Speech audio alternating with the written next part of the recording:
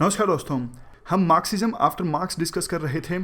Marxism after marks में दो schools हैं, पहला ऑर्थोडॉक्स मार्क्सिज्म और दूसरा न्यू मार्क्सिज्म। ऑर्थोडॉक्स मार्क्सिज्म में दो मेन थिंकर्स हैं, एक लेनिन और दूसरे माओ। लेनिन हम डिस्कस कर चुके हैं कल, आज हम माओ डिस्कस करेंगे, उसके बाद हम आज ही न्यू मार्क्सिज्म डिस्कस करेंगे, कल से हम फासिज्म स्टार्ट करेंगे।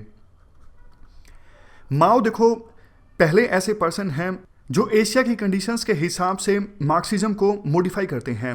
लेनिन देखो रेवोल्यूशन लाने की बात करते हैं रशिया में, उसी प्रकार से वो मार्क्सिज्म के आइडियाज़ में मॉडिफिकेशन लाते हैं।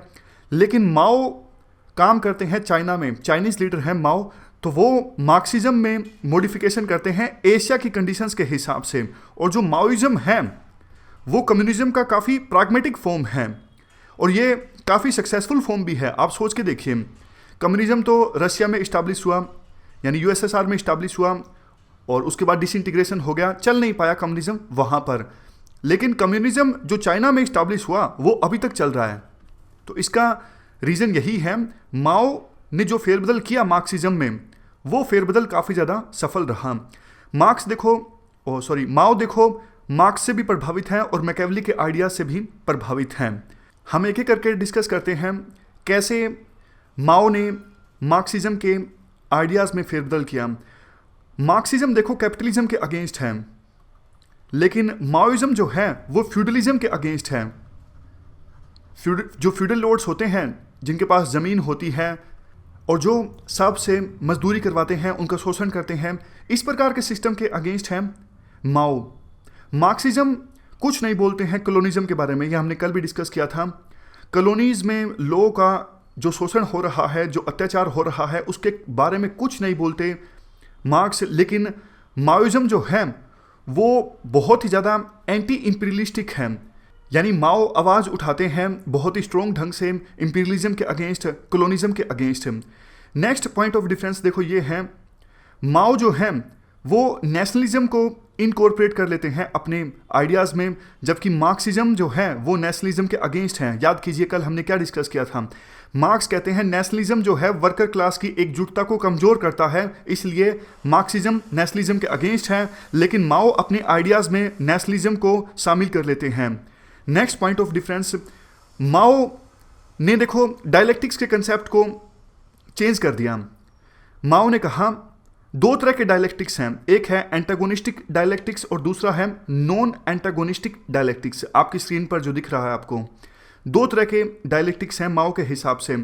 एंटागोनिस्टिक डायलेक्टिक्स वो डायलेक्टिक्स हैं, वो कॉन्ट्राडिक्शंस जो कभी रिजोल्व हो ही नहीं सकती, जैसे कम्युनिस्ट की फ्यूडल लॉर्ड्स के साथ और फॉरेन बुर्जुआ क्लास के साथ कॉन्ट्राडिक्शंस हैं। इन कॉन्ट्राडिक्शंस को कभी सोल्व नहीं किया जा सकता, माओ कहते हैं।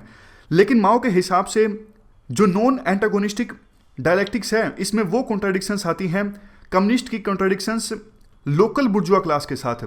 समझने की कोशिश कीजिएगा, एंटागोनिस्टिक डायलेक्टिक्स में कॉन्ट्राडिक्शंस हैं कम्युनिस्ट क्लास की किसके साथ, फ्यूडल लॉर्ड्स के साथ और फॉरेन बुर्जुआ क्लास के साथ, यानी विदेशों की जो पूंजीपति क्लास है। मान लीजिए ब्रिटेन के उद्योगपति इंडिया में आके काम करते हैं, तो वो कहलाएंगे फॉरेन बुर्जुआ क्लास।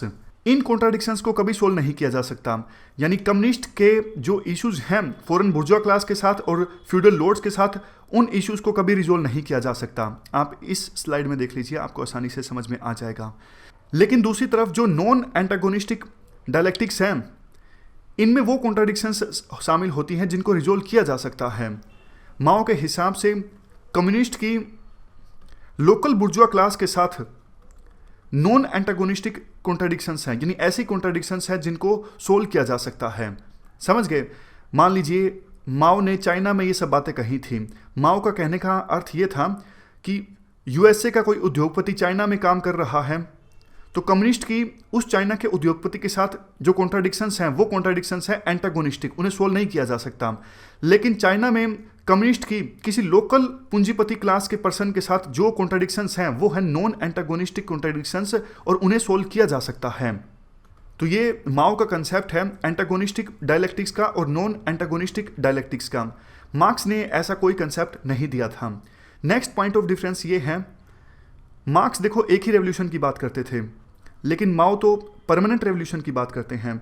माओ कहते हैं एक बार रेवोल्यूशन आ गई तो अच्छा है, उसके बाद रिएक्शनरी जो आइडियाज़ हैं वो बाउंस बैक कर सकते हैं, यानी रिएक्शनरी आइडिया फिर से इमर्ज होकर आ सकते हैं। इसलिए बार बार रेवोल्यूशन की आवश्यकता है, परमानेंट रेवोल्यूशन की आवश्यकता है। माओ ने 1960s में कैंपेन लॉन्च किया था, कैंपेन का नाम था 100 फ्लोर्स, और बाद में 1970s में एक कल्चरल रेवोल्यूशन भी लॉन्च किया था माओ ने। माओ ने कहा था परमानेंट रेवोल्यूशन की आवश्यकता है क्योंकि रिएक्शनरी आइडियाज़ फिर से इमर्ज होकर आते हैं। नेक्स्ट पॉइंट ऑफ डिफरेंस देखो ये है, माओ पीजेंट्री क्लास को शामिल नहीं करना चाहते थे रेवोल्यूशन में। हमने कल भी डिस्कस किया था जब हमने लेनिन को डिस्कस किया था। लेकिन माओ कहते हैं प्राइमरी यानी मुख्य रूप से पीजेंट्री क्लास ही रेवोल्यूशन लेके आएगी। ये भी एक पॉइंट ऑफ डिफरेंस है। अगर हम समराइज कर दें पॉइंट ऑफ डिफरेंसेस को, आप बताइए, सोच के देखिए क्या क्या डिफरेंसेस हैं। पहला तो यही है, मार्क्सिज्म जो है वो कैपिटलिज्म के अगेंस्ट है, माओइज्म फ्यूडलिज्म के अगेंस्ट है। दूसरा नेशनलिज्म का मान लीजिए, मार्क्स जो है वो नेशनलिज्म के अगेंस्ट थे और माओइज्म में स्ट्रॉन्ग ओरिएंटेशन है नेशनलिज्म की तरफ। तीसरा पॉइंट ऑफ डिफरेंस आप पीजेंट्री से संबंधित कह सकते हो। माओ पीजेंट्री की बात करते हैं कि पीजेंट्री क्लास रेवोल्यूशन लेके आएगी, लेकिन मार्क्सिज्म कहता है कि वो क्लास जिसके पास थोड़ी सी भी प्रॉपर्टी है वो रेवोल्यूशन में भूमिका नहीं निभा सकते। चौथा पॉइंट आप कह सकते हो, माओ परमानेंट रेवोल्यूशन की बात करते हैं, मार्क्स एक ही रेवोल्यूशन की बात करते हैं, ना कि परमानेंट रेवोल्यूशन की। लास्ट पॉइंट, मार्क्स एक ही डायलेक्टिक्स की बात करते हैं, लेकिन माओ जो हैं वो डायलेक्टिक्स को दो पार्ट्स में डिवाइड करते हैं, एंटागोनिस्टिक डायलेक्टिक्स और नॉन एंटागोनिस्टिक डायलेक्टिक्स। यानी कि एंटागोनिस्टिक डायलेक्टिक्स वो कॉन्ट्राडिक्शंस जिनको रिजोल्व नहीं किया जा सकता, जैसे कम्युनिस्ट की कॉन्ट्राडिक्शंस हैं फॉरेन बुर्जुआ के साथ, फॉरेन बुर्जुआ क्लास के लोगों के साथ और फ्यूडल लॉर्ड्स के साथ। जबकि नॉन एंटागोनिस्टिक डायलेक्टिक्स में वो कॉन्ट्राडिक्शंस जिनको रिजोल्व किया जा सकता है, फॉर एग्जांपल कम्युनिस्ट की कॉन्ट्राडिक्शंस लोकल बुर्जुआ क्लास के साथ। तो ये पॉइंट ऑफ डिफरेंसेस हैं माओइज्म के बीच और मार्क्सिज्म के बीच। अब देखो, माओ की काफ़ी फेमस स्टेटमेंट है, power flows through the barrel of gun. इस स्टेटमेंट में माओ कहते हैं अगर पावर हथियानी है तो वायलेंट स्ट्रगल तो होगा ही होगा, यानी वायलेंस को जस्टिफाई करते हैं माओ की एक बुक है रेड बुक, उसमें भी गुरिल्ला वारफेयर के बारे में बात करते हैं माओ। तो काफ़ी बार यूपीएससी पूछ लेती है कि इस स्टेटमेंट पे आप कमेंट कीजिए, तो क्या लिखोगे। काफ़ी बार गांधी और माओ को आपस में कंपेयर भी करवा लिया जाता है। गांधी और माओ दोनों देखो पॉपुलर लीडर थे और मासेस के बीच पॉपुलरिटी बहुत ही ज़्यादा थी, माओ की भी और गांधी की भी। कंटेम्प्रेरी भी थे माओ और गांधी। आप बताइए तरीका किसका अच्छा था, माओ का अच्छा था या फिर गांधी का अच्छा था। माओ किससे प्रभावित हैं? माओ देखो मार्क्स से प्रभावित हैं और मैकेवली से प्रभावित हैं। मार्क्स तो वायलेंस को जस्टिफाई करते ही थे। मार्क्स कहते थे violence is the midwife of change, यानी कार्ल मार्क्स से कहने का मतलब था बिना वायलेंस के कोई चेंज नहीं होता, थोड़ा सा भी नई चीज़ अगर जन्म लेती है तो वायलेंस तो होगा ही होगा। इस प्रकार की बातें मार्क्स बोला करते थे। दूसरा, माओ प्रभावित है मैकेवली भी कहते थे अपने एंड्स सर्व करने के लिए वायलेंस होता है तो हो। तो इसीलिए माओ के जो विचार हैं वो भी इसी प्रकार से हैं। वो भी कहते हैं power flows through the barrel of gun, यानी पावर हथियानी है तो वायलेंट स्ट्रगल करना ही होगा। दूसरी तरफ देखो गांधी का जो मेथड है वो है नॉन वायलेंस का। गांधी का जो तरीका है वो आसान नहीं है, क्योंकि इसके लिए बहुत ज़्यादा पेशेंस चाहिए, इसके लिए बहुत ज़्यादा मोरल स्ट्रेंथ चाहिए, तब जाके गांधी के तरीके को कोई फॉलो कर सकता है। माओ फॉलो करते हैं मैकेवली के तरीके को। मैकेवली बात करते हैं पॉलिटिक्स के लिए एथिक्स अलग हैं। मैकेवली ये भी कहते हैं कि एंड सर्व होने चाहिए, मीन्स कैसे भी हों, लेकिन गांधी कहते हैं कंटिन्यूटी होनी चाहिए एंड्स और मीन्स दोनों में। गांधी आपको याद होगा हमेशा जब भी वायलेंस होता था तो मूवमेंट बंद कर देते थे। For example non cooperation movement, चोरा चोरी के इंसिडेंट्स के बाद उन्होंने मूवमेंट बंद कर दी। उन्होंने कहा तरीका गलत है, वायलेंस यूज होगा तो मूवमेंट सफल नहीं हो सकती। तो गांधी मीन्स पे फोकस करते थे। गांधी कहते थे बबूल के अगर बीज बोए हैं तो फिर फूल नहीं उगेंगे। देखो अगर हम क्रिटिकली एसेस करें तो गांधी का ही तरीका हमें सपोर्ट करना है आंसर में, क्योंकि गांधी ने एक फेमस बात बोली थी, आँख के बदले आँख पूरी दुनिया को अंधा बना देगी। यानी वायलेंस जो है ये तरीका है एनिमल वर्ल्ड का, ह्यूमन सिविलाइजेशन का तरीका नहीं हो सकता वायलेंस। इस प्रकार की बात गांधी ने बोली थी। गांधी ने गुरिल्ला वारफेयर के बजाय सत्याग्रह को यूज करने की बात बोली थी। समझ गए? तो आइडिया मासिस के लिए कौन सा सही है? आप गांधी के आइडियाज़ को ही सपोर्ट करोगे अपने आंसर में, क्योंकि आजकल का जो वर्ल्ड है वो न्यूक्लियर वेपन्स का वर्ल्ड है। इस वर्ल्ड में अगर वायलेंस की बात हम करेंगे तो पूरी दुनिया तबाह हो जाएगी। तो आप कह सकते हो गांधीज़म इज़ मोरली सुपीरियर टू माओइज़म। तो इसी के साथ हमारा पूरा माओइज़म ख़त्म हो गया। नेक्स्ट हम स्टार्ट करेंगे न्यू मार्क्सिज्म। न्यू मार्क्सिज्म काफ़ी ज़्यादा इंपॉर्टेंट है। न्यू मार्क्सिज्म की देखो 2 ब्रांचेज हैं। पहली ब्रांच है न्यू मार्क्सिज्म की क्रिटिकल स्कूल, और दूसरी ब्रांच है न्यू मार्क्सिज्म की स्ट्रक्चरल स्कूल। पहले हम बात करेंगे क्रिटिकल स्कूल की, जिसे फ्रैंकफर्ट स्कूल भी कहा जाता है। इसे फॉर्म किया गया था 1920 में जर्मनी में, लेकिन हिटलर की पॉलिसीज के कारण इस स्कूल से जुड़े लोगों को शिफ्ट करना पड़ा यूएसए में। तो उन्होंने अपना अड्डा बनाया Columbia university USA. Critical theorist का देखो ये कहना है, असली जो मार्क्सिज्म है वो मैच्योर मार्क्स के काम में नहीं है। असली मार्क्सिज्म है यंग मार्क्स के काम में। मैच्योर मार्क्स तो रेवोल्यूशन की बात कहते हैं, और यंग मार्क्स बताइए क्या बोलते हैं? यंग मार्क्स बोलते हैं एलियनेशन के बारे में। तो क्रिटिकल थ्योरिस्ट का ये कहना है मार्क्स का असली मकसद रेवोल्यूशन लेके नहीं आना था, कम्युनिस्ट रेवोल्यूशन लेके आना ये मकसद नहीं था। मार्क्स का असली मकसद था एलियनेशन को ख़त्म करना। समझ गए?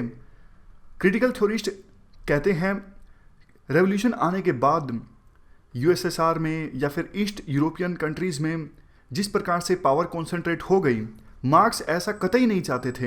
यानी उल्टा हो गया। आप एक तरफ तो यूँ कहते हो मार्क्स के आइडियाज़ को हम फॉलो कर रहे हैं, इसलिए रेवोल्यूशन आई है, इसलिए कम्युनिस्ट गवर्नमेंट इस्टाब्लिश हुई है, लेकिन मार्क्स तो किसी प्रकार की पावर की बात करते ही नहीं थे। वो तो बिल्कुल क्लासलेस सोसाइटी इस्टाब्लिश करने की बात करते थे। यानी क्रिटिकल जो थ्योरिस्ट हैं वो बहुत ज़्यादा क्रिटिसाइज़ करते हैं सोवियत स्टाइल के कम्युनिज्म को। वो कहते हैं असली मार्क्सिज्म आपको देखना है तो आप यंग मार्क्स के काम में देखो। जो यंग मार्क्स ने एलियनेशन का कंसेप्ट दिया था वो असली मार्क्सिज्म है। मार्क्स का असली मकसद एलियनेशन को ख़त्म करना था, ना कि रेवोल्यूशन को इस्टाब्लिश करना। ये प्रमुख सेकुलर्स हैं क्रिटिकल स्कूल से जुड़े, Max Horkheimer, Theodor Adorno, Erich Fromm, Herbert Marcuse, Jurgen Habermas. अच्छा, एक बात तो आपको समझ में आई गई होगी कि इस स्कूल को क्रिटिकल स्कूल क्यों कहा जाता है, क्योंकि ये सोवियत टाइप के कम्युनिज्म के काफ़ी क्रिटिकल थे, इसलिए इनको क्रिटिकल स्कूल कहा जाता है। ये बाकी मार्क्सिस्ट की तरह कैपिटलिज्म के अगेंस्ट हैं, क्योंकि इनका कहना है कैपिटलिज्म की वजह से एलियनेशन आता है। कैपिटलिज्म मैन को ऑब्जेक्टिफाई कर देता है, यानी ऑब्जेक्ट की तरह बना देता है मैन को कैपिटलिज्म, इसलिए ये बाकी मार्क्सिस्ट की तरह कैपिटलिज्म के अगेंस्ट है। इसके अलावा क्रिटिकल स्कूल जो है वो साइंस का भी काफ़ी क्रिटिकल है। क्यों? क्योंकि इनके हिसाब से साइंस की वजह से रैशनैलिटी नहीं रहती मैन में, सोचने की जो क्षमता है वो ख़त्म हो जाती है। साइंस कहती है कि आप सिर्फ उन्हीं चीज़ों पर विश्वास करो जिनको आप देख सकते हो। तो मैटर दिखता है, मैटर ऑब्जेक्ट्स ये दिखते हैं और इन पर ही ज़्यादा फोकस रहता है मैन का। और जबकि वैल्यूज़ दिखती नहीं है, तो वैल्यूज़ पे फोकस रहता नहीं है। तो ऑनेस्टी जैसी जो वैल्यूज़ हैं वो पिछड़ गई हैं कहीं ना कहीं साइंस की वजह से। साइंस की वजह से ही एथिक्स में डिग्रेडेशन हुआ है, एथिक्स में गिरावट आई है। साइंस की वजह से ही मेटेरियलिज्म, कंज्यूमरिज्म, ये जो कल्चर है ये कल्चर साइंस की वजह से है। मेन जो क्रिटिकल कंसर्न है क्रिटिकल स्कूल का वो फ्रीडम है। ये कहते हैं कि हम फॉर्मल सेंस में फ्री हैं, यानी औपचारिक रूप से हम फ्री हैं, नाम के फ्री हैं, लेकिन रियल सेंस में हमारे पास फ्रीडम नहीं है। और काइंड ऑफ इनकी जो थ्योरी है वो पेसिमिस्टिक थ्योरी है। ये कहते हैं इस सिचुएशन से हम बाहर भी नहीं आ सकते, मतलब ऐसा मुश्किल है कि हम रियल सेंस में फ्री हो जाएं, ऐसी ही सिचुएशन चलती रहेगी, ऐसा इनका मानना है। और इसके अलावा अगर हम बात करें कि कौन कौन से थिंकर्स की छाप देखने को मिलती है क्रिटिकल स्कूल के सेकुलर्स पे, Karl Marx, Hegel, Sigmund Freud, इन सेकुलर्स की छाप देखने को मिलती है क्रिटिकल स्कूल के सेकुलर्स पर। अगर हम स्पेसिफिक वर्क की बात करें, कार्ल मार्क्स की तरफ से यंग मार्क्स का जो एलियनेशन का कंसेप्ट है, हीगल का थ्योरी ऑफ आइडियाज़ और आइडियाज़ पे फोकस करते हैं हीगल, सिगमंड फ्रूड बात करते हैं सबकॉन्शियस माइंड के बारे में। तो ये सब जो काम हैं इन थिंकर्स के, उन कामों की झलक देखने को मिलती है क्रिटिकल सेकुलर्स के काम पर, उनके आइडियाज़ में। काफ़ी बार तो इन पर यह भी आरोप लगता है कि इन्होंने उन थिंकर्स के आइडियाज़ अपनी थ्योरी में ऐड कर दिए जिनके विचार मार्क्सिज्म के अगेंस्ट हैं, तो इसलिए इनको नियो मार्क्सिस्ट कहना ठीक नहीं है। इनके नियो मार्क्सिस्ट स्टेटस पर भी सवाल उठाए जाते हैं। समझ रहे हो ना? मतलब क्रिटिकल स्कूल के सेकुलर्स ने उन थिंकर्स के विचारों को अपनी थ्योरी में शामिल किया है जो मार्क्सिज्म के अगेंस्ट हैं। तो इसलिए कुछ लोग कहते हैं कि आप तो ऐसे थिंकर्स के विचार अपनी थ्योरी में डाल रहे हो जो मार्क्सिज्म के अगेंस्ट हैं, आप नियो मार्क्सिस्ट हो ही नहीं। एक काफ़ी इंपॉर्टेंट बात यहाँ पर, जैसे देखो ग्राम्स्की कहते हैं आइडियोलॉजिकल डोमिनेशन है बुर्जुआ क्लास का वर्किंग क्लास के लोगों पर, इसलिए रेवोल्यूशन नहीं आ रही है। याद होगा ग्राम्स्की की हेगेमोनी की थ्योरी, यानी बुर्जुआ क्लास की जो आइडियोलॉजी है उसकी झलक देखने को मिलती है वर्किंग क्लास के लोगों पर, इसलिए उनको लगता है सब कुछ जो चल रहा है वो ठीक चल रहा है और वो रेवोल्यूशन लेके नहीं आते। लेकिन क्रिटिकल स्कूल के सेकुलर्स के द्वारा ये कहा जाता है टेक्नोलॉजी, साइंस और एडवर्टाइजिंग इंडस्ट्री, इन सब चीज़ों ने प्रभावित किया है ह्यूमन के सबकॉन्शियस माइंड को। साइंस की वजह से मेटेरियलिज्म, कंज्यूमरिज्म बहुत ज़्यादा बढ़ा है। साइंस ने इंस्ट्रूमेंटल रैशनैलिटी को प्रमोट किया है, वैल्यूज़ का डिग्रेडेशन हुआ है, ये हमने पहले भी डिस्कस किया। क्रिटिकल स्कूल के सेकुलर्स का कहना है कैपिटलिज्म सर्वाइव करता है क्योंकि आजकल कंज्यूमरिज्म एक मास कल्चर के रूप में इमर्ज हुआ है। देखो होता क्या है, आजकल आपने देखा होगा रिलायंस फ्रेश, बिग बाज़ार, वालमार्ट, ये जो कल्चर आ रहा है, एक ही जगह पे सारी चीज़ें आपको मिल जाती हैं, तो इससे कंज्यूमरिज्म का जो कल्चर है वो प्रमोट हुआ है। पहले मैन अपनी ज़रूरतों के हिसाब से खरीदता था, लेकिन अब वो जाता है बिग बाज़ार जैसी चीज़ों में, देखता है कई सारे आइटम्स को, जिस चीज़ की आवश्यकता नहीं भी होती वो चीज़ भी वो परचेज कर लेता है। तो ये जो कल्चर है, इस कल्चर को कहा जाता है कंज्यूमरिज्म, यानी आर्टिफिशियल नीड्स क्रिएट की जाती हैं और फिर उन नीड्स को पूरा किया जाता है, इससे कैपिटलिज्म आगे आगे बढ़ता जाता है। ये कंसेप्ट है। क्रिटिकल स्कूल के सेकुलर्स कहते हैं कम्युनिकेशन टेक्नोलॉजी, खास करके मास मीडिया और एडवर्टाइजिंग इंडस्ट्री ने एक बहुत बड़ा रोल प्ले किया है कंज्यूमरिज्म के कल्चर को प्रमोट करने में। आर्टिफिशियल नीड्स जब देखो क्रिएट होती हैं तो डिमांड बढ़ती है, डिमांड बढ़ती है तो कैपिटलिज्म अपने बिजनेस को एक्सपेंड करता है, यानी कैपिटलिज्म पीक पे जाता है और मैन और ज़्यादा एलिनेट होता है। क्रिटिकल स्कूल के सेकुलर्स वैसे देखो ये भी बोलते हैं कि हम अभी फ़िलहाल जी रहे हैं पोस्ट कैपिटलिस्ट सोसाइटी में, या फिर आप कह सकते हो हम फिलहाल अभी जी रहे हैं पोस्ट इंडस्ट्रियलिस्ट सोसाइटी में। अभी जो नेचर है कैपिटलिज्म का वो चेंज हो चुका है, इसलिए जो मेथड है कैपिटलिज्म को एनालाइज करने का, वो मेथड भी हमें चेंज करने की आवश्यकता है। क्रिटिकल सेकुलर्स ये भी बोलते हैं कि कल्चर देखो अब सुपर स्ट्रक्चर का पार्ट नहीं है। जो मार्क्स कहा करते थे culture is just super structure and economic structure is the basic structure, critical school के सेकुलर्स कहते हैं कल्चर अपने आप में एक इंडस्ट्री बन चुका है, इसलिए कल्चर के रोल को एनालाइज करने की आवश्यकता है। कल्चर जो है वो कैसे कैपिटलिज्म को सस्टेन कर रहा है। कौन से कल्चर की बात की जाती है क्रिटिकल स्कूल के सेकुलर्स के द्वारा? मास कंज्यूमरिज्म के कल्चर की, जो हमने पहले डिस्कस किया। आर्टिफिशियल नीड्स होती हैं, मैन अपनी खामखा की ज़रूरतों को पूरा करने में व्यस्त रहता है, इससे कैपिटलिज्म बढ़ता जाता है। लास्ट लाइन एक क्रिटिकल स्कूल के सेकुलर्स ये बोलते हैं, ना तो देखो कम्युनिस्ट कंट्री में और ना ही वेस्टर्न सोसाइटी में लोग जो हैं वो आज़ादी की तरफ मूव कर रहे हैं, यानी फ्रीडम की तरफ मूव कर रहे हैं। आगे देखो हर्बर्ट मार्क्यूजे काफ़ी फेमस क्रिटिकल स्कूल के सेकुलर हैं, उनकी बुक का नाम है वन डायमेंशनल मैन। ये कंसेप्ट इनका बहुत इंपॉर्टेंट है, वन डायमेंशनल मैन। यूपीएससी सीधा सीधा क्वेश्चन पूछती है हर्बर्ट मार्क्यूजे का वन डायमेंशनल मैन का कंसेप्ट एक्सप्लेन कीजिए। है क्या इनका कंसेप्ट? ये कहते हैं मैन की पर्सनैलिटी जो है वो वैसे तो देखो मल्टी डायमेंशनल है, लेकिन अब मैन की पर्सनैलिटी की सिर्फ एक ही डायमेंशन बाकी रह गई है, man as a consumer. Capitalism की वजह से बाकी सारी जो डायमेंशंस हैं वो ख़त्म हो गई हैं। जैसे मैन अच्छी पेंटिंग भी करता है, अच्छा गाना गाता है, अच्छा लिटरेचर लिखता है, बहुत सारे काम करता है। मैन की पर्सनैलिटी के बहुत सारे डायमेंशंस होते हैं, लेकिन कैपिटलिज्म की वजह से सिर्फ एक ही डायमेंशन बाकी रह गया है, वो है मैन एज ए कंज्यूमर। वो कहते हैं कंज्यूमर मैन जो है यानी उपभोक्ता मैन जो है वो कैपिटलिज्म को आगे लेके जाता है, बल्कि यानी कैपिटलिज्म के आगे जाने में मैन के कंज्यूमर बिहेवियर का रोल है। जो कंसेप्ट हमने इससे पहले डिस्कस किया कि जैसे जैसे कंज्यूमरिज्म बढ़ता है वैसे वैसे कैपिटलिज्म बढ़ता है। ये कहते हैं कैपिटलिज्म ने मैन को ऑब्जेक्टिफाई कर लिया है, यानी कैपिटलिज्म मैन को एज ए ऑब्जेक्ट ट्रीट करता है। कैपिटलिज्म चलता है मैन की जरूरतों की वजह से, और जरूरतें जब मैन की ख़त्म हो जाती हैं फिर रोल आता है एडवर्टाइजिंग इंडस्ट्री का।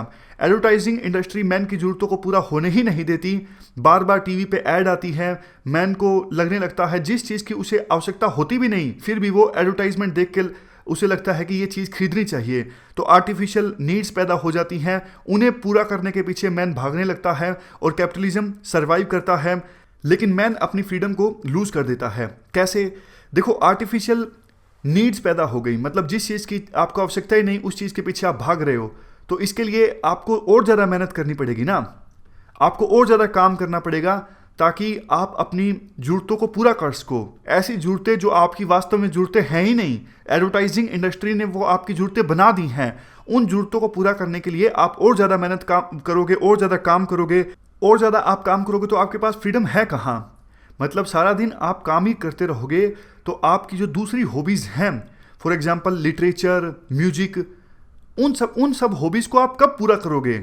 उनकी तरफ तो आपका ध्यान ही नहीं है। आपका तो ध्यान सिर्फ है अपनी ज़रूरतों को पूरा करने में, उसके लिए आप और ज़्यादा मेहनत करते जा रहे हो, और ज़्यादा मेहनत करते जा रहे हो। लेकिन बाकी जो आपकी पर्सनैलिटी की डायमेंशंस हैं, लिटरेचर, म्यूजिक, पेंटिंग, उन सब पे आप ध्यान ही नहीं दे रहे। इसीलिए हर्बर्ट मार्क्यूजे कहते हैं कैपिटलिज्म की वजह से मैन सारा दिन भागता रहता है अपनी ज़रूरतों को पूरा करने के लिए, ज़रूरतें कभी ख़त्म होती नहीं हैं। एडवर्टाइजिंग इंडस्ट्री की वजह से और ज़रूरतें आ जाती हैं, मैन उन्हीं को पूरा करने के पीछे भागता रहता है, लेकिन बाकी मैन की पर्सनैलिटी की जो डायमेंशंस हैं वो इग्नोर हो जाती हैं। तो इसीलिए हर्बर्ट मार्क्यूजे कहते हैं वन डायमेंशनल मैन। कैपिटलिज्म में सिर्फ एक ही डायमेंशन मैन की रह गई है, वो है man as a consumer. Capitalism को इसलिए भी क्रिटिसाइज करते हैं हर्बर्ट मार्क्यूजे क्योंकि कैपिटलिज्म कहता है हैप्पीनेस को परचेज किया जा सकता है, हैप्पीनेस को खरीदा जा सकता है। साइंस को किस प्रकार से क्रिटिसाइज करते हैं वो तो हमने पहले देख ही लिया। वो कहते हैं साइंस ने इंस्ट्रूमेंट रैशनैलिटी पैदा कर दी है। साइंस कहती है कि उन चीज़ों पे विश्वास करो जो आपको दिखता है। दिखता क्या है? आपको मटेरियल चीज़ें दिखती हैं, आपको जैसे एसी दिखता है, अच्छा मोबाइल दिखता है, अच्छा लैपटॉप दिखता है, इन सब चीज़ों पे आप विश्वास करो, लेकिन वैल्यूज़ है उनका डिग्रेडेशन हुआ है। लास्ट में हर्बर्ट मार्क्यूजे के द्वारा एक बात ये बोली जाती है, साइंस एंड टेक्नोलॉजी ने मैन को एनिमल्स में कन्वर्ट कर दिया है। हम जैसे भेड़ बकरियां झुंड में रहती हैं वैसे ही हम हो गए हैं। ये वैल्यू सिस्टम ना तो सोसाइटी के लिए अच्छा है ना ही इन्वायरमेंट के लिए अच्छा है। इसलिए सॉल्यूशन देते हैं हर्बर्ट मार्क्यूजे, नॉन कंज्यूमरिस्ट लाइफस्टाइल को फॉलो किया जाए, यानी ऐसे लाइफस्टाइल को फॉलो किया जाए जिसमें कंज्यूमरिज्म को ज़्यादा तवज्जो ना दी जाए। अगर ऐसा होता है तो हम आर्टिफिशियल नीड्स के पीछे नहीं भागेंगे। मैन अपनी पर्सनैलिटी के जो दूसरे डायमेंशंस हैं उन डायमेंशंस को पूरा कर सकेगा। तो ये पूरा कंसेप्ट था हर्बर्ट मार्क्यूजे का वन डायमेंशनल मैन का। दो मुख्य बातें हैं यहाँ पर। देखो, हर्बर्ट मार्क्यूजे जो हैं वो पैसिमिस्टिक हैं इस चीज़ को लेके, जैसे मार्क्स बोलते हैं वर्कर्स रेवोल्यूशन लेके आएंगे। हर्बर्ट मार्क्यूजे को नहीं लगता कि वर्कर्स रेवोल्यूशन लेके आएंगे। उनको लगता है कि एडवांस्ड कैपिटल कंट्रीज़ में जो वर्कर्स हैं वो अब प्रोलेटेरिएट्स नहीं हैं, यानी वेलफेयर स्टेट आने के बाद में वर्कर्स की जो कंडीशंस हैं एडवांस कैपिटलिस्ट कंट्रीज़ में वर्कर्स की कंडीशन इंप्रूव हुई है। वेलफेयर स्टेट के मॉडल आने के बाद उनको राइट्स दिए गए हैं, इसलिए उनके पास अभी कमोडिटीज़ हैं, वो उनसे सेटिस्फैक्शन प्राप्त कर रहे हैं। यानी वर्किंग क्लास के लोग इंटीग्रेट हो चुके हैं कैपिटलिज्म में। उस क्लास के लोग रेवोल्यूशन ला सकते हैं जो फुली इंटीग्रेट नहीं हुए हैं कैपिटलिज्म में। तो एग्जाम्पल दिया जाता है हर्बर्ट मार्क्यूजी के द्वारा, जैसे माइनॉरिटीज़ या फिर एबोरिजन्स मतलब मूल निवासी, जो जनजाति आदिवासी जिन्हें कहा जाता है, या फिर रेडिकल इंटेलिजेंसिया, जो आप कह सकते हो उग्र बुद्धिजीवी। ऐसे लोग रेवोल्यूशन ला सकते हैं हर्बर्ट मार्क्यूजी के अनुसार। एक तो ये पॉइंट है। एक दूसरा पॉइंट जो आप दे सकते हो हर्बर्ट मार्क्यूजी की थ्योरी में, वो ये है, हर्बर्ट मार्क्यूजी अमेरिका की डेमोक्रेसी को, अमेरिका के कल्चर को क्रिटिसाइज करते हैं। वो कहते हैं नाम नाम की डेमोक्रेसी है, एक्चुअल में ये ऑथोरिटेरियनिज्म है। कुछ ही लोगों के पास पावर है जो दूसरों के बिहेवियर को कंट्रोल कर रहे हैं, दूसरे की चॉइसेस को कंट्रोल कर रहे हैं। टोटलिटेरियनिज्म को इस्टेब्लिश किया जा सकता है टेरर के बिना भी, ये बात बोली जाती है हर्बर्ट मार्क्यूजी के द्वारा। वो कहते हैं अमेरिका का जो कल्चर है वो कल्चर कैपिटलिज्म को बहुत ही ज़्यादा प्रमोट करने वाला है, क्योंकि अमेरिका का कल्चर बहुत ज़्यादा कंज्यूमरिज्म वाला कल्चर है, और जहाँ कंज्यूमरिज्म ज़्यादा होता है वहाँ कैपिटलिज्म ज़्यादा होता है। तो हर्बर्ट मार्क्यूजी के द्वारा बोला जाता है यूएसए का जो कल्चर है वो कैपिटलिज्म को प्रमोट करने वाला कल्चर है। तो ये हमने पूरा हर्बर्ट मार्क्यूजी का वन डायमेंशनल मैन का कंसेप्ट डिस्कस कर लिया है। इसके बाद अब हम डिस्कस करेंगे थियोडोर अडोर्नो के बारे में। थियोडोर अडोर्नो जो कि क्रिटिकल स्कूल के हैं, उन्होंने क्या कहा, इन्होंने मेनली एनालाइज किया है कि फासिज्म इमर्ज क्यों होके आया, मतलब ऐसे क्या हुआ, क्या रीजंस रहे जिसकी वजह से फासिज्म जैसा रेजीम, फासिज्म जैसी गवर्नमेंट इमर्ज होके आई कुछ देशों में, फॉर एग्जांपल जर्मनी में, इटली में। इन्होंने निष्कर्ष निकाला मास कल्चर। मास कल्चर देखो एक ऐसा कल्चर होता है जो बड़े लेवल पे प्रोड्यूस किया जाता है, बड़े लेवल पे जिसकी मार्केटिंग होती है। फॉर एग्जांपल हॉलीवुड की मूवीज़ आपको पता है बड़े लेवल पे देखी जाती हैं, पूरे वर्ल्ड में देखी जाती हैं। तो हॉलीवुड की मूवीज़ में जो लाइफस्टाइल दिखाया जाता है उस लाइफस्टाइल को फॉलो किया जाता है वर्ल्ड के विभिन्न हिस्सों में। हॉलीवुड की मूवीज़ में जिन वैल्यूज़ को दिखाया जाता है उन वैल्यूज़ को अपनाया जाता है वर्ल्ड के विभिन्न हिस्सों में। तो ये मैंने एक एग्जाम्पल दिया आपको मास कल्चर का। इवन न्यूज़पेपर भी एक एग्जाम्पल है मास कल्चर का। न्यूज़पेपर में जो कुछ छपता है उसका प्रभाव पड़ता है लोगों पर। तो एसेंस हम निकालते हैं। थियोडोर अडोर्नो का कहना था न्यूज़पेपर्स, मूवीज़, प्रोपगेंडा, ये जो एग्जाम्पल्स हैं मास कल्चर, इनकी वजह से लोगों ने सबमिट कर दिया अपने आप को फासिस्ट रेजीम के आगे। यानी कहने का मतलब ये है मास कल्चर रिस्पॉन्सिबल है जिसकी वजह से फासिस्ट रेजीम आया। दूसरा, थियोडोर अडोर्नो के द्वारा ये एनालाइज किया जाता है कि कैपिटलिज्म का क्या असर हुआ है म्यूजिक इंडस्ट्री पर। ये कहते हैं आज के समय में जो म्यूजिक है वो कुछ नहीं है, सिर्फ बीट्स रह गई हैं शोकिंग वेव्स के साथ। पहले जो फोक म्यूजिक हुआ करता था वो बहुत ही अच्छा हुआ करता था, जो दिल के करीब हुआ करता था, जिससे कुछ अर्थ निकलता था। लेकिन आजकल का म्यूजिक ऐसा म्यूजिक है जो सिर्फ कैपिटलिज्म को प्रमोट कर रहा है। थियोडोर अडोर्नो ने यह भी कहा कल्चर एक इंडस्ट्री बन चुका है, कल्चर इंडस्ट्री बन चुका है जो कि मदद कर रहा है कैपिटलिज्म की सर्वाइव करने में। जैसा हमने पहले डिस्कस किया, इन्होंने कहा कि मास कल्चर यानी न्यूज़पेपर, मूवीज़, ये सब जो हैं वो मदद करते हैं कैपिटलिज्म की। और मास कल्चर को प्रमोट करने में सबसे बड़ा योगदान किसका होता है, आप बताइए, सोच के देखिए। मास कल्चर को प्रमोट करने में सबसे बड़ा योगदान किसका होता है? सबसे बड़ा योगदान होता है टेक्नोलॉजी का।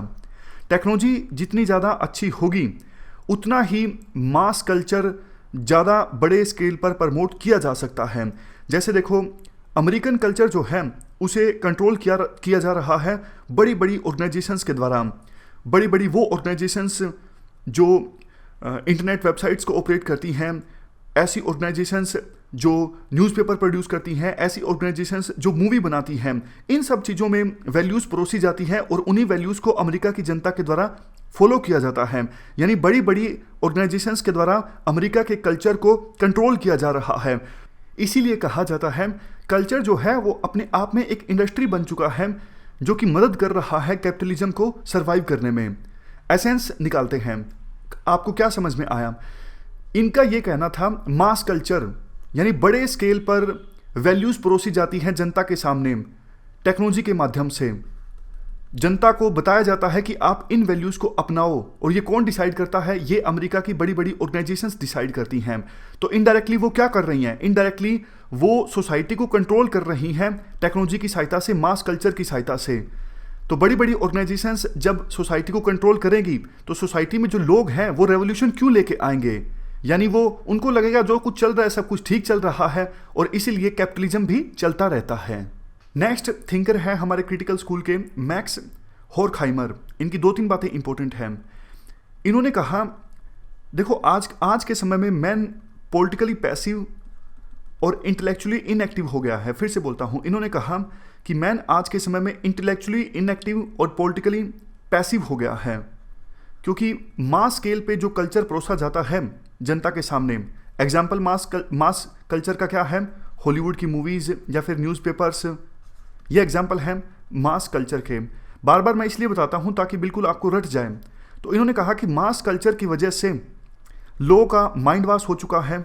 मास कल्चर के थ्रू, यानी हॉलीवुड की मूवीज़, न्यूज़पेपर्स के थ्रू जो वैल्यू परोसी जाती है लोगों के सामने, वो वैल्यूज़ उनके सब कॉन्शियसनेस में इनफिल्ट्रेट कर चुकी हैं, यानी वो वैल्यूज़ उनके सब कॉन्शियसनेस में घुस चुकी हैं। आज के समय में मैन क्या पसंद करता है? मास कल्चर के थ्रू जो कंटेंट प्रेजेंट किया जाता है उसके सामने बैठ के मनोरंजन करना पसंद करता है। पुराने समय में क्या होता था? एक मैन दूसरे के साथ इंटरेक्ट करता था, डिबेट चलती थी, इस प्रकार का कल्चर था, लेकिन वो कल्चर आज के समय में देखने को नहीं मिलता। इनका कहने का एसेंस ये था, लोग कल्चरल कंटेंट के सामने बैठे रहते हैं और मनोरंजन करते हैं, लेकिन पहले क्या हुआ करता था? मैन एक दूसरे से एंगेज करते थे, मिलते जुलते थे, डायलॉग करते थे, डिबेट करते थे, इससे उनका एंटरटेनमेंट होता था। तो मैन पॉलिटिकली एक्टिव था और इंटेलेक्चुअली काफ़ी ज़्यादा मजबूत था, लेकिन आज के समय में ऐसा नहीं है। तो ये व्यू है मैक्स होर्खहाइमर के। अब हम लास्ट क्रिटिकल स्कूल के थिंकर के व्यू डिस्कस करते हैं, जर्गन हैबरमास। इनकी बुक का नाम है the structural transformation of public sphere. इन्होंने देखो एक मुख्य बात ये बोली कि पहले लिबरल पब्लिक स्फीयर, यानी लिबरल सोसाइटीज़ में पब्लिक स्फीयर में पहले डिबेट्स चला करती थी लोगों के बीच में, और लोगों के बीच में डिबेट्स चला करती थी, ओपिनियन इमर्ज होकर आती थी लोगों से, यानी सोसाइटी के बीच से। लेकिन आज के समय में लिबरल सोसाइटीज़ में क्या होता है? पब्लिक ओपिनियन जो है वो मीडिया डोमिनेटेड हो गई है, यानी मीडिया जो कुछ दिखाता है उससे पब्लिक ओपिनियन बनती है। समझ रहे हो ना आप एसेंस? ये कहते हैं पहले लिबरल सोसाइटीज़ में लोग आपस में डिबेट करते थे, डायलॉग करते थे और पब्लिक ओपिनियन इमर्ज होकर आती थी, लेकिन आज के समय में क्या है? मीडिया में जो कुछ दिखाया जाता है उससे लोगों की ओपिनियन बन रही है। यानी पहले जो रैशनल डिबेट्स हुआ करती थी लोगों के बीच में, रैशनल डायलॉग जो हुआ करते थे, वैसे रैशनल डायलॉग, रैशनल डिबेट्स आज के समय में नहीं होती। आज के समय में जो पब्लिक ओपिनियन है उसे मैनिपुलेट किया जाता है मीडिया के द्वारा। मीडिया के द्वारा जानबूझ के अपने हिसाब से, अपने अकॉर्डिंग पब्लिक ओपिनियन को प्रोड्यूस किया जाता है। तो ये बात बोली जर्गन हैबरमास ने।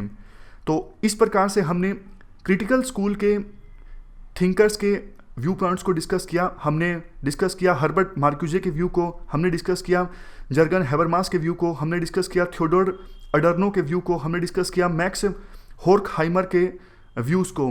थोड़ा थोड़ा आप लिखोगे, बहुत ही अच्छा आंसर बन जाएगा। नेक्स्ट, न्यू मार्क्सिज्म के अंदर सेकेंड स्कूल है स्ट्रक्चरल स्कूल ऑफ मार्क्सिज्म। देखो बहुत ही आसान है।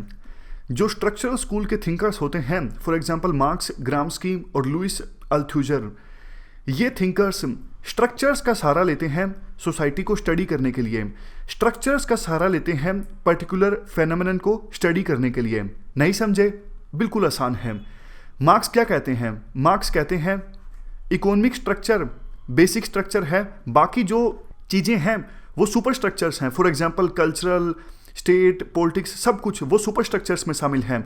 अगर आपको सोसाइटी को स्टडी करना है तो आप बेसिक स्ट्रक्चर को समझो, यानी इकोनॉमिक स्ट्रक्चर को समझो, आपको अपने आप समझ में आएगा सब कुछ, क्योंकि सुपर स्ट्रक्चर्स जो है वो जस्ट रिफ्लेक्शन है बेसिक स्ट्रक्चर की। तो इस प्रकार से मार्क्स ने अपने स्ट्रक्चर का कंसेप्ट दिया। ग्राम्स्की ने क्या बोला, याद कीजिए। ग्राम्स्की ने ये बोला था कि भैया सुपर स्ट्रक्चर्स को भी अलग से समझना जरूरी है। आप ये नहीं कह सकते कि सुपर स्ट्रक्चर्स जो हैं सिर्फ बेसिक स्ट्रक्चर की रिफ्लेक्शन है, ऐसा कुछ नहीं है। सुपर स्ट्रक्चर को आप इग्नोर नहीं कर सकते, सुपर स्ट्रक्चर्स को आपको समझने की आवश्यकता है अगर आप सोसाइटी को समझना चाहते हो। तो ग्राम्स्की ने ये बोला स्ट्रक्चर्स के बारे में। उसके बाद लुईस अल्थुजर ने क्या बोला? इन्होंने भी यही बात बोली। इन्होंने कहा कि मार्क्स का जो कंसेप्ट है स्ट्रक्चर्स का, मार्क्स बहुत ज़्यादा फोकस कर देते हैं इकोनॉमी पे। याद कीजिए मार्क्स को जब हमने डिस्कस किया था तो एक वर्ड मैंने आपको बताया था, इकोनॉमिक डिटर्मिनिज्म। मतलब मार्क्स इकोनॉमिक फैक्टर पे कुछ ज़्यादा ही फोकस कर देते हैं। ये जो है लुईस अल्थुजर ये कहते हैं एक पर्टिकुलर फेनोमेनन को कई सारे स्ट्रक्चर्स प्रभावित कर सकते हैं। ये एग्जाम्पल देते हैं रशियन रेवोल्यूशन का। रशियन रेवोल्यूशन के लिए पॉलिटिकल फैक्टर रिस्पॉन्सिबल है, ना कि इकोनॉमिक फैक्टर। समझ गए? यानी लुईस अल्थुजर कहते हैं एक पर्टिकुलर फेनोमेनन को बहुत सारे स्ट्रक्चर्स प्रभावित कर सकते हैं, और एग्जाम्पल भी देते हैं। ये कहते हैं रशियन रेवोल्यूशन पॉलिटिकल फैक्टर की वजह से आई, पॉलिटिकल स्ट्रक्चर की वजह से आई। यानी इनका जो एनालिसिस है सोसाइटी को स्टडी करने का वो मल्टी स्ट्रक्चरल एनालिसिस है। मार्क्स सिर्फ इकोनॉमिक स्ट्रक्चर पे फोकस करते हैं, लेकिन लुईस अल्थुजर बहुत सारे स्ट्रक्चर्स पे फोकस करते हैं, सिर्फ इकोनॉमी पे फोकस नहीं करते हैं। हालांकि मार्क्सिज्म की जो बेसिक बात है कि इकोनॉमिक स्ट्रक्चर सबसे ज़्यादा इंपॉर्टेंट है, ये उस बात को मान लेते हैं। ये कहते हैं हाँ बहुत सारे स्ट्रक्चर्स पे डिपेंड करता है कोई पर्टिकुलर फेनोमेनन, लेकिन उनमें से सबसे इंपॉर्टेंट है इकोनॉमिक स्ट्रक्चर। तो मार्क्स की बेसिक बात मान ली, लेकिन ये बात नहीं माना कि सिर्फ इकोनॉमिक स्ट्रक्चर को पढ़ो, बाकी स्ट्रक्चर्स को पढ़ने की जरूरत नहीं है। ये कहते हैं सोसाइटी को स्टडी करना है, पर्टिकुलर फेनोमेनन को स्टडी करना है तो सभी स्ट्रक्चर्स को स्टडी करो। हाँ ये बात जरूर है कि इकोनॉमिक स्ट्रक्चर सबसे ज़्यादा इंपॉर्टेंट है।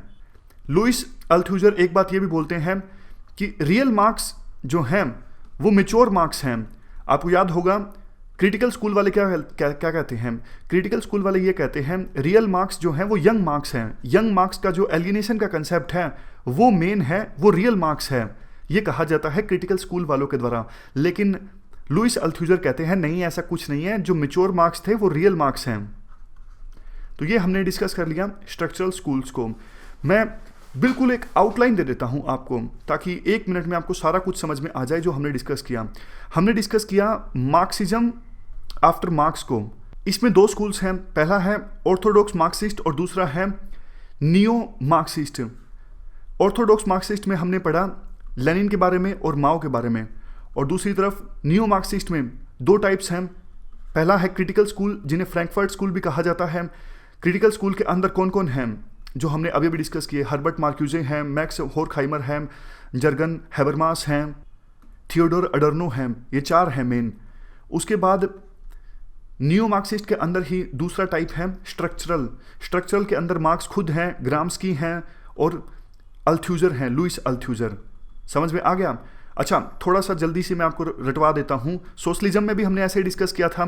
सोशलिज्म बिफोर मार्क्स है। सोशलिज्म बिफोर मार्क्स में रॉबर्ट ओवन, चार्ल्स फोरियर, वो सब जिनको मार्क्स यूटोपियन कहते हैं, मार्क्स कहते हैं इनको पता ही नहीं है कैपिटलिज्म का। और सोशलिज्म आफ्टर मार्क्स में मेनली 4 स्कूल हैं। पहला रिविजनिज्म, दूसरा गिल्ड, तीसरा सिंडिकलिज्म, चौथा फेबियनिज्म। तो इस प्रकार से हमने मार्क्सिज्म को कंप्लीट किया। फिलहाल इस डिस्कशन में इतना ही है। कल हम फासिज्म स्टार्ट करेंगे। Thank you very much for discussion.